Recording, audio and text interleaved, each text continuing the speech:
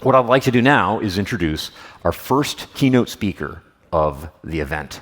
So Kishore is one of the co-creators of Apache Pinot. That's a fascinating story. We'll talk more about that in the panel tomorrow.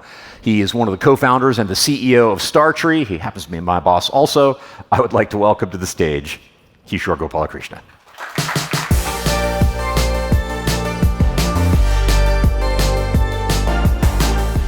Thank you, Tim.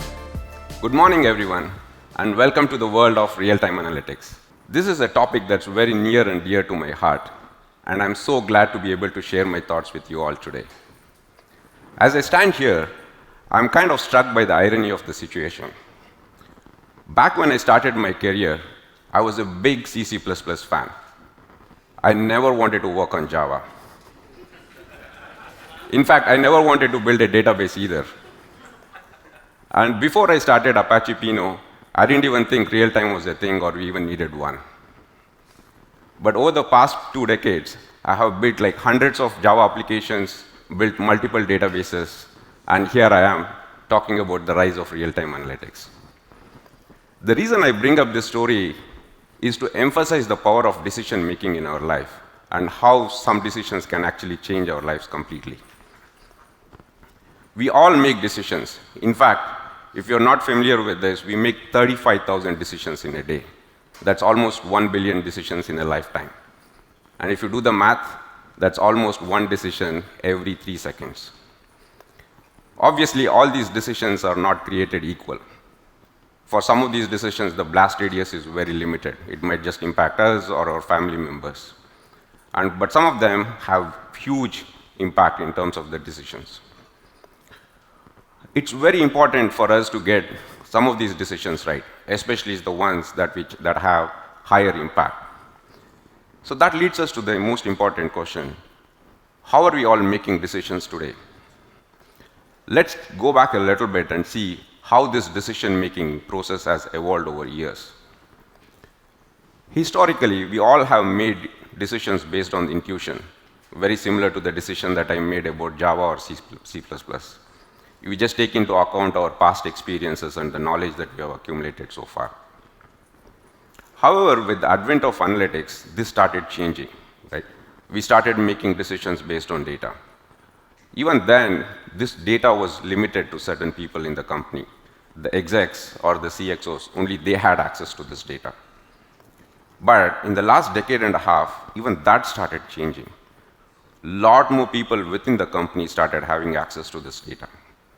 In fact, this is exactly the reason why I changed my view from C++ to Java, because it was obvious that a lot more people wanted to work on Java because of the ease of use and the modularity and the ecosystem and the power of ecosystem.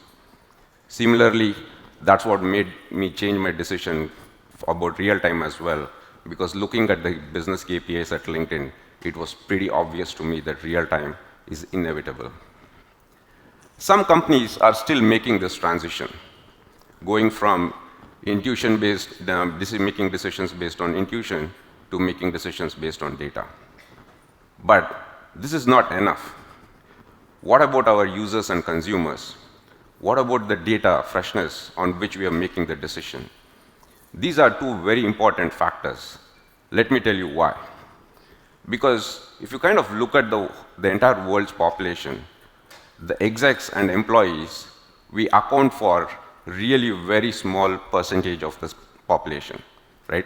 There are billions of people in the world, and they're all not making decisions based on data. The second part is the world is constantly changing. So the decision that we make on data, based on data, it has to be accurate.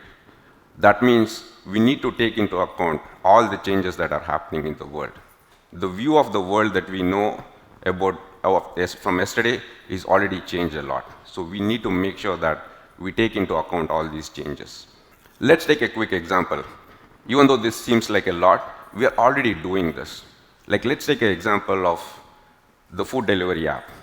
We all have been placing orders online in the last few years. If we kind of go back, this was very different before. If we had to place an order, we would call a restaurant, we would even call multiple restaurants and try to get the wait time and then pick the right restaurant. But with the advent of all these food delivery apps, this has changed completely. If you look at every persona on this slide, we as consumers, we are now have access to the serving time, to the most popular items nearby, all this on our app. And we are making decisions on which restaurant to pick and the food that we need to order based on this data that we have access to in real time. The restaurant owner, imagine him having access to a real-time database, real-time dashboard, and being able to track the serving time, and he knows that the eater on the other side is making decisions based on this.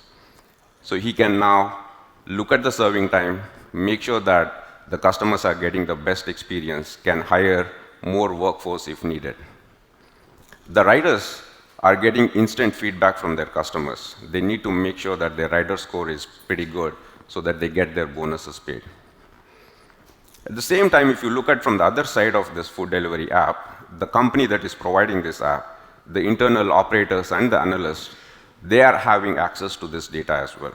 Now they can monitor the supply and demand in real time, and they are able to react to the changes very quickly. There is another way to look at this. If you kind of look at the data itself, it has a shelf life. We may not realize this, but the data loses its value very, very quickly. Let's take an example. Let's say we search for a pizza on the food delivery app. The value of this event is the highest when it happens. Like if you look at it from a food delivery app perspective, they have to act on this very quickly to make sure that the user makes a decision and places the order. They could send recommendations for the best pizza places nearby, or they can even send discount coupons. But if you kind of get to know about this event a few hours later or even the next day, that's a missed opportunity. The existing batch stack that we have are not really built to capitalize on this value of data. In order to solve that, we really need this real-time stack so that we can act on the event when the value is at its highest. It allows us to make accurate decisions because, as I said, the state of the world is changing every second. Not only that, it allows us to react to the unexpected events. Let's say there is a sudden surge in the food demand, then the food delivery app or the provider can actually make some adjustments accordingly. Now that leads to the next question, which is very controversial, and pretty much everyone has an opinion on that, is what is real time? Is it instantaneous? Is it like milliseconds? Is it seconds? Is it minutes? In my opinion, that's not the right question to ask. The right question to ask is, how quickly should we react to make sure that we are capitalizing or maximizing the value of that event? Now, if you kind of ask that question, now you can say, like, depending on the use case, it can be milliseconds, it can be seconds, or even minutes, or even hours in some cases. But it's really important for us to approach from the value of that event versus just debating on what is the exact time is that means real time. I know that was a lot to process, but I want to give another view of this. If you kind of look at this axis of batch and real time and internal and external, what we are doing today is really addressing a very, very small percentage of the market. It's really that blue quadrant out there. We are missing out on a lot of different decision makers who want to have access to data to make decisions. Now let's take a look at how do we get from the stack that we are in today, which is focused purely on batch and internal, to get to real time and user facing. Before I continue, I want to say one thing that is not a solution. Real time is not equal to micro batching. This is something that requires a big change in our mindset. We cannot simply take our existing stack and then turn it into a real time. This is very similar in terms of how the modes of transportation have evolved, right? If we kind of wanted to go longer distance, we simply didn't take a bike and added more gears to it and turn it into a car. Similarly, we didn't take a car and added some wings and turn it into a flying machine. This is very similar because the reason why I bring this up is many companies have tried this. They've taken a batch system and say, oh, we need to now solve real time. Let's run it every hour. Let's run it every 15 minutes.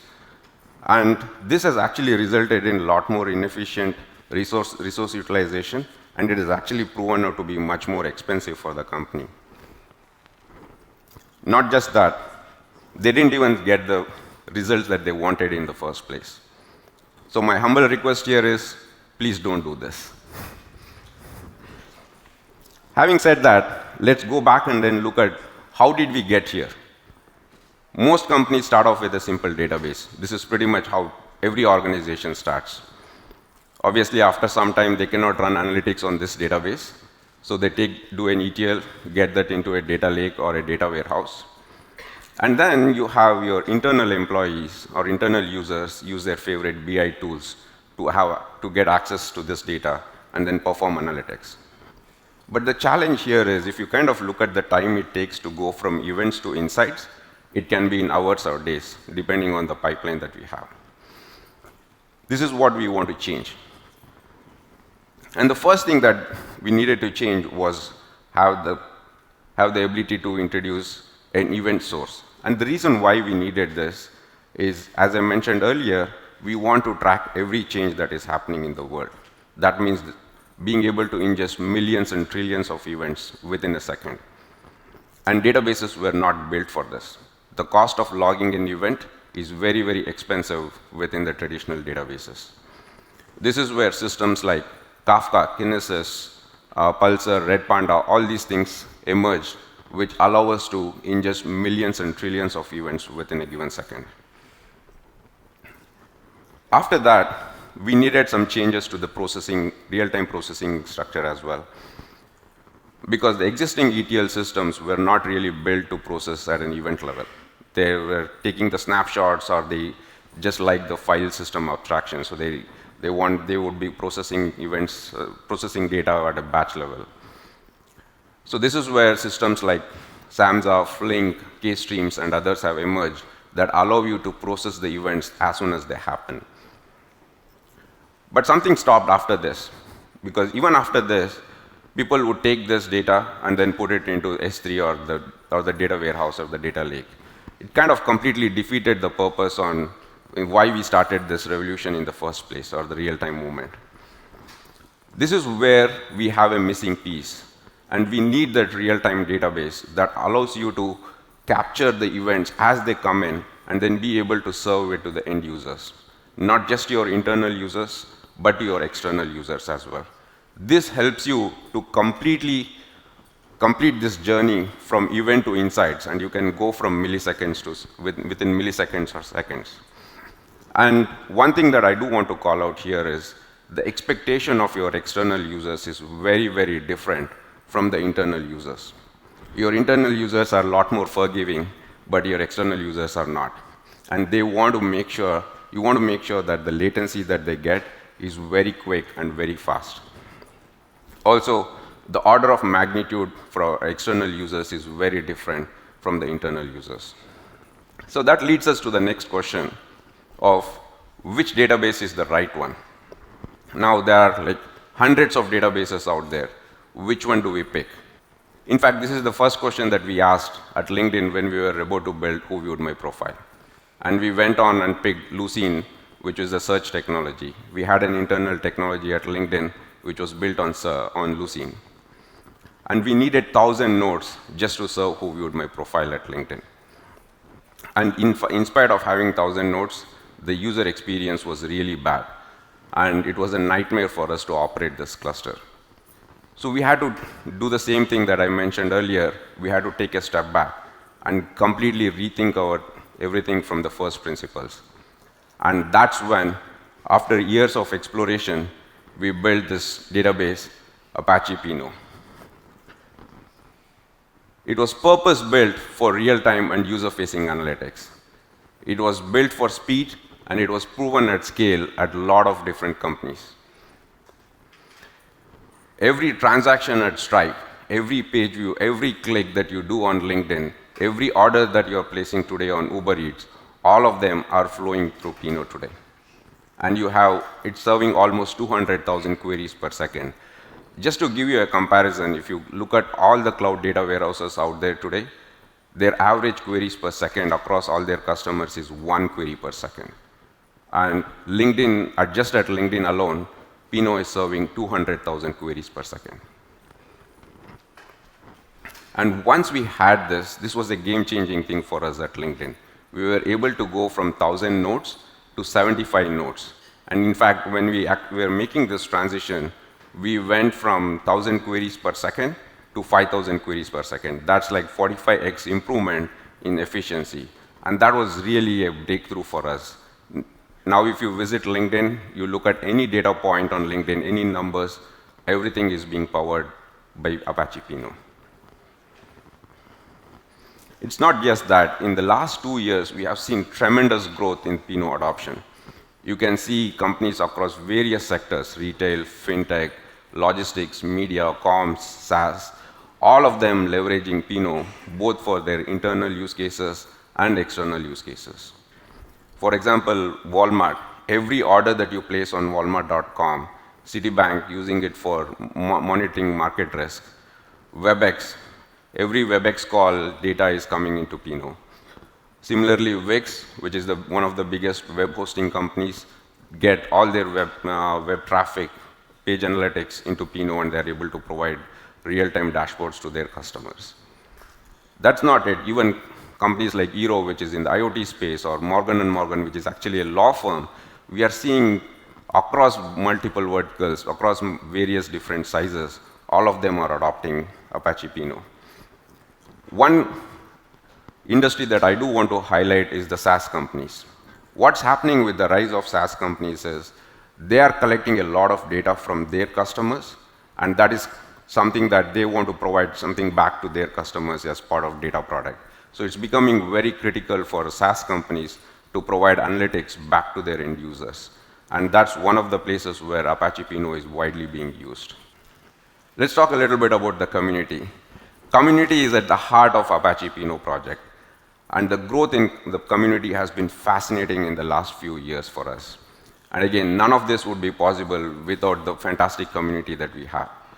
Over the last 3 years, we have grown our Slack community from just starting from 100 to 4,600 people right now in the Slack community. Our downloads have skyrocketed going when we started tracking 3 years ago to almost 6 million downloads today. And the beauty of this is every day we come across new and exciting use cases that our users are sharing in our workspace. And none of this was something that we had actually thought about when we built Apache Pinot in the first place. It's really exciting to see that. So that leads to the next question is like, why did we build a new database? What was the main reason for that? And once we went back and then looked at the existing solution, which was based on Lucene, we could classify the problems into 3 different dimensions. The first one was the freshness. This is very important. It goes back to the point that I made about micro-batching. It's very important for us or any database to, as soon as an event comes in, it's able to serve that. You don't want any latency, additional latency in terms of micro-batching or indexing that data. Not only that, we even went one step further. Pinot was actually one of the first databases out there which said you don't need another ETL layer in between. You can simply point at your source, which can be Kafka or any other event sources, and it directly pulls data from that. So you don't need another layer which reads from Kafka and writes to a database. We did everything to make sure that we don't introduce additional latency in the data flow.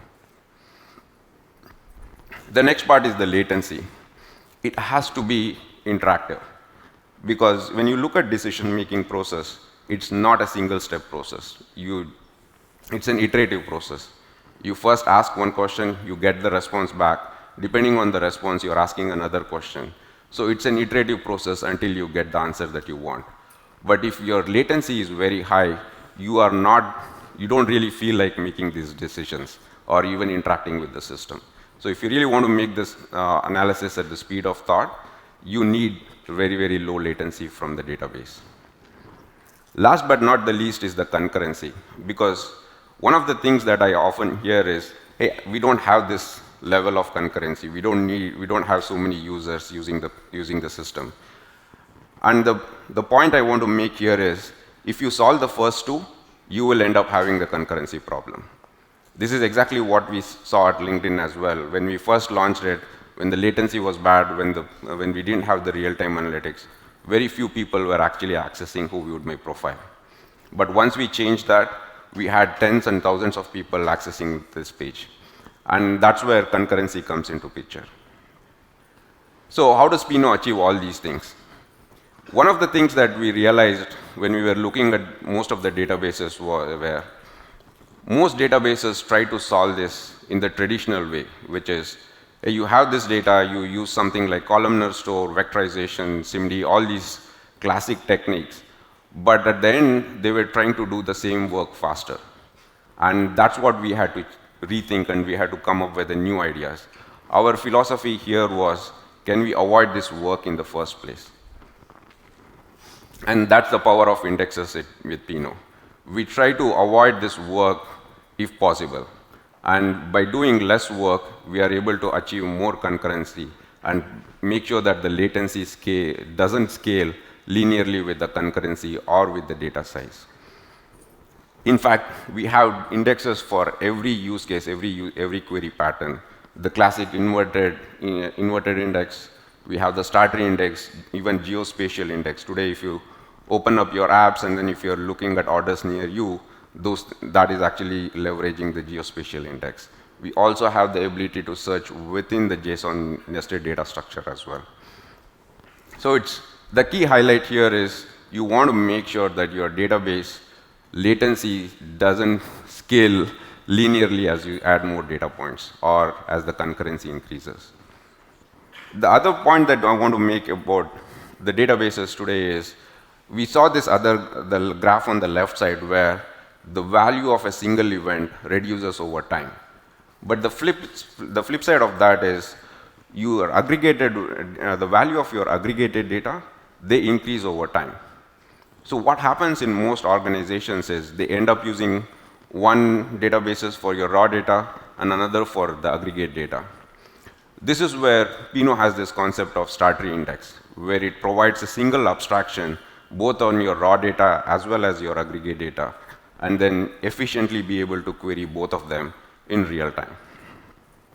So with this, you can have one database that allows you to serve multiple use cases. It not only helps you with the operations, but it also avoids the problem you have with consistency, where when you have multiple systems, maintaining the consistency between them becomes another challenge. Last but not the least, it's about the cost and performance trade-off. If you look at the query frequency, typically most of us query the most recent data. And in fact, you see this curve of the query frequency being very high for the most recent data, but as the data ages, the query frequency goes down. But that leads us to the question of should the systems be tightly coupled or decoupled? That's another amazing feature that we added with StarTree on Pinot, where you can choose this trade-off. You can pick how long you want the data to be local, where you actually run this in a tightly coupled mode, and after X number of days, it can actually be moved directly to the S3. And Pinot has this ability to directly query the data in S3 and then be able to serve your queries. The key point that I do want to highlight here is this is not lazy loading. This is not that when you get the query, we pull the data from S3 and then serve the queries. This is on the fly. It is making sure that it accesses only the data that it needs from S3, and it also leverages the power of indexes that we have. So this is amazing because it gives you kind of the ability to trade off between cost and performance for various different use cases. You can configure it at a granularity of time or data sets or even get to a column level. With that, I'm super proud to announce the availability of the StarTree Cloud. This will help you simplify the option for you in terms of deciding Pinot and how to consume it. And this will also allow you to experience the power of Pinot with ease. Let's take a quick look at this. We provide a self-service portal for all of us to quickly sign on, be able to create your account, your workspace, configure your cloud providers, be it AWS, GCP. We also have Azure coming up very soon. You can also pick multiple availability zones here, So this allows you to make sure that you have fault tolerance in place. And once you have that, you can configure your network as well as your IDP. It can be Okta or GitHub or any of them. And then, boom, off you go. Within minutes, you have your entire Pinot cluster set up for you, and you're able to get the data in and then query it. And the nice part about this is you can consume it the way you want it. We provide multiple options for you to consume this, be it the traditional, the most common public SaaS model, where the data resides in the StarTree network, or you also have the BYOC, or the private SaaS, which we refer to as the bring your own cloud model, where the data doesn't leave your network. It always stays within your data plane, within your network, but at the same time you get the benefits of SaaS, where we manage and operate your deployment, make sure that we take care of all your SLA requirements as well. Not only that, this model also comes with additional apps like Pinot Control Panel that allows you to run Pinot as a service within your organization. Once you have the environment, we have even made it super easy for you to actually interact with the data. Not only that, even ingest data from various sources. So as you see here, you can ingest data from SQL sources, streaming sources, or even batch sources. Once you get the data in, we also provide various apps on top of it. For example, Third Eye, which is an anomaly detection and root cause analysis app. The idea here is, as soon as you get data into Pinot, you can extract the value out of it immediately. Last but not the least, we also have APIs that you can use to connect to your favorite BI tools, as well as build your own applications on top of it. I'm so happy to have these customers help us to get to this stage. And these are the customers who have leveraged StarTree for the real-time and user-facing analytical use cases. As you can see here, we have customers across various sectors, right, and also various sizes of companies. And they're all beginning to leverage real-time and then be able to deliver exceptional experience for their customers. To conclude, I want to call out that real-time analytics is no longer a nice-to-have. It's a must-have for all of us. And embracing this is crucial for all organizations to not only stay competitive, but also deliver exceptional user experience. But don't worry, we are here to help you make that leap. And not just that, we are even here to help you make sure that you're prepared for the future, where machines and AI will be part of the next decision maker, and they will play a very crucial role. I have seen many organizations that have gone through this transformation, but I can assure you one thing. Once you experience the power of real-time analytics and taste Apache Pinot, you're not going back. Thank you.